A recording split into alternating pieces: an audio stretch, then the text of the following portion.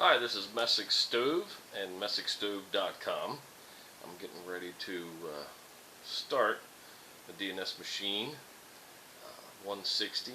It's called the EnergyMAX Extreme 160. I'm going to use some paper. You're going to see some shreddings here from paper. Because you notice the black container, which came from my paper shredder, and got a little kindling and some wood. Now this is going to work is the box is pretty big. It's a pretty big firebox, so I like to get her going pretty good, pretty fast, and put a little bit of everything in there and get her fired up. So if everything goes well, you'll see the whole process here in a few minutes, and we'll get started. So I'm going to grab some more kindling.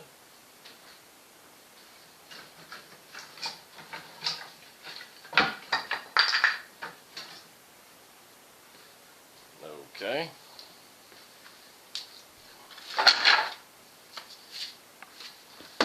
I usually start by putting a lot of my paper shreddings from documents and different things that mail and things like that.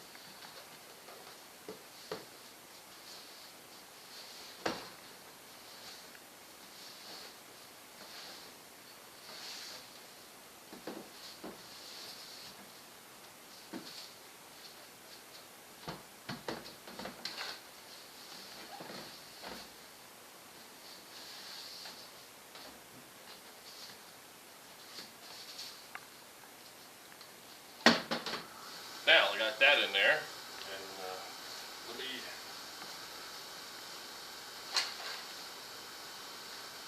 there's two air louvers inside the firebox, one in the front left, one in the back left. I'm just making sure that I'm not packing that'll allow air to get into it as well, also from the bottom. And make sure we got a good airflow, air source through there.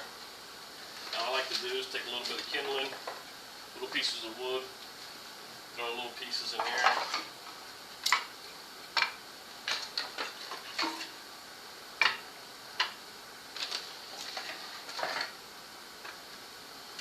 Try to crisscross them, mix them so you got some airspace. The airspace is going to let you start the fire a lot easier. Newspaper, roll newspaper up as well.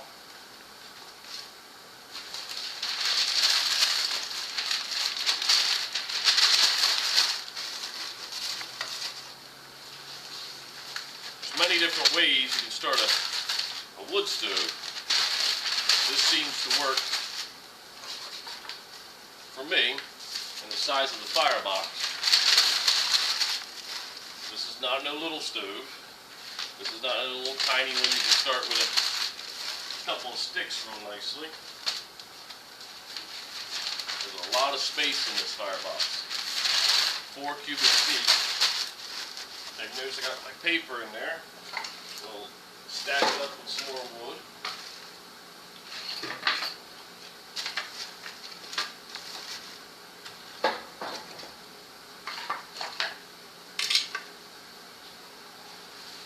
Take some more paper, just loosely stick it in there. Kind of gives it another base.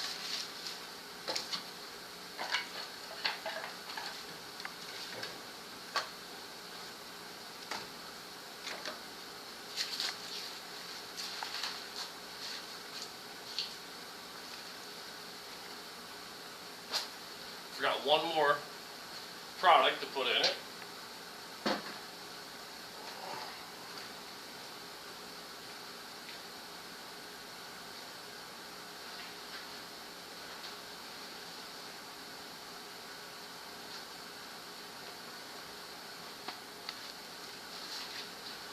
Cardboard. It's a little thicker than newspaper, so you have the light stuff. I like to go to a little cardboard in between, which I should have stuck it in the middle a little better. This will give it different processes, different areas to catch. If the paper burns all up and there's not enough heat to heat the kindling to a certain degree, keep the kindling going. So this is kind of a little thicker process that kind of do it in stages to make sure the fire stays hot, keeps going.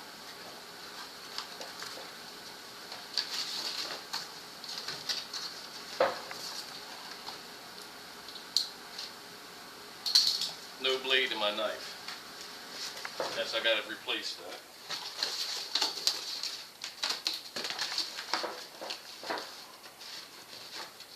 The other thing is, make sure you got enough room to put the starter in there. I'm going to grab some logs. Some of the thinner, smaller pieces. And that should be pretty much good for now. I'll take my excess cardboard and wood.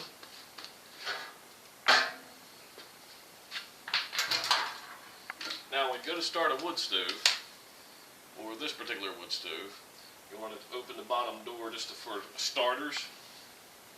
You don't want to leave it open. You can just use it open for starters, help get a little more oxygen, a little more air in there pretty quickly.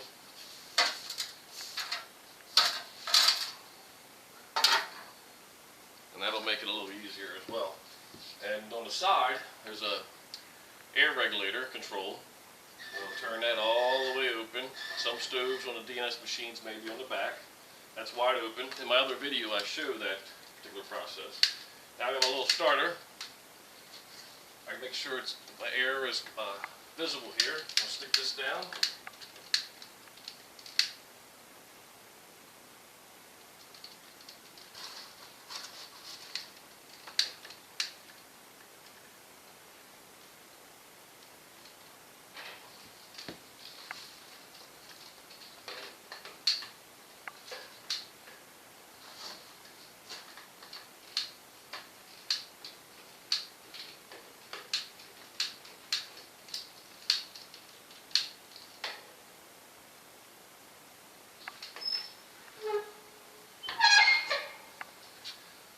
Got a little smoke coming out, and I make sure I close it.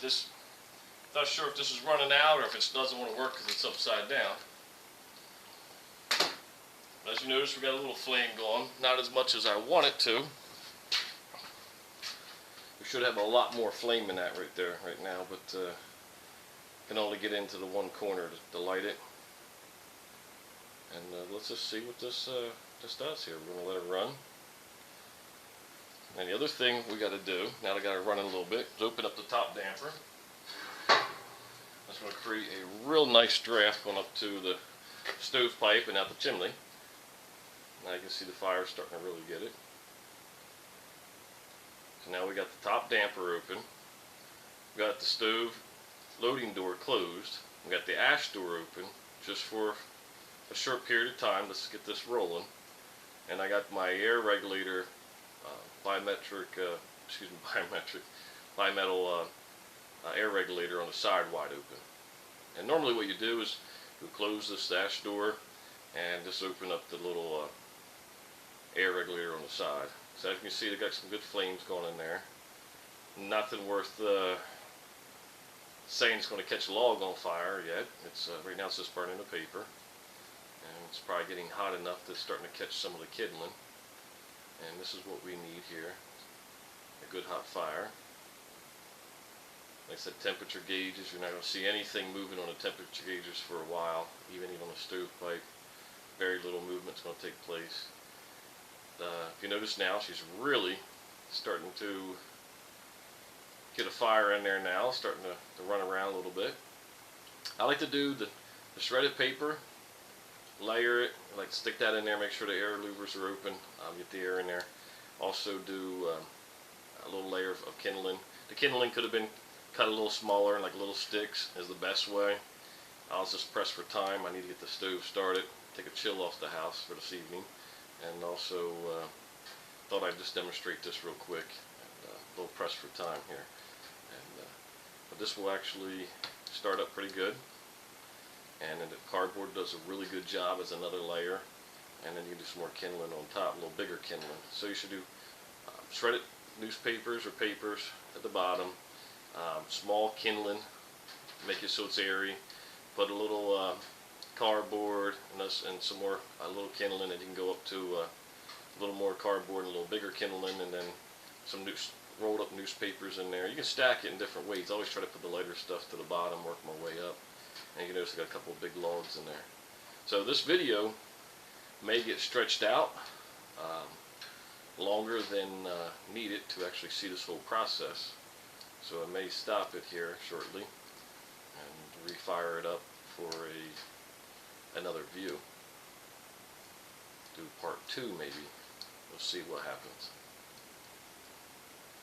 Starting to see a little bit of the temperature go on the stovepipe. The temperature on the gauge on the wood stove is starting to come up a tad. Still got a ways to go to fire it. I've got a lot of steel, cast iron to heat up there, and we really got to do our best to heat her up pretty quick and hold that heat. Once it starts holding the heat and radiating off, and it'll combust the wood really nicely.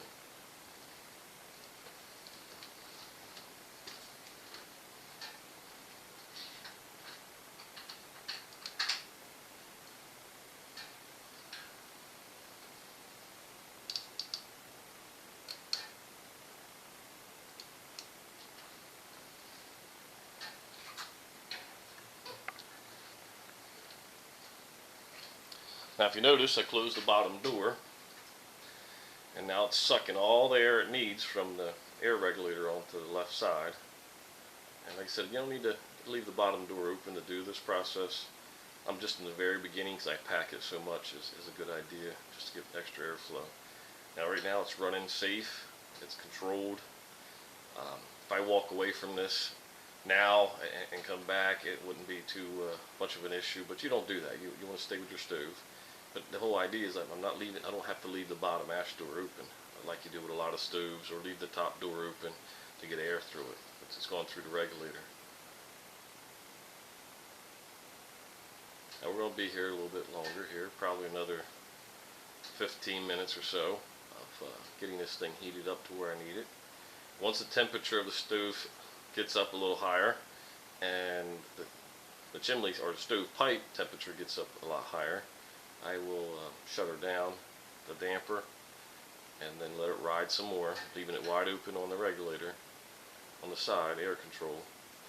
And once I get load a few extra logs in there, get nice good hot coals, and then I'll dial it down to actual running temperature that I need to run it at.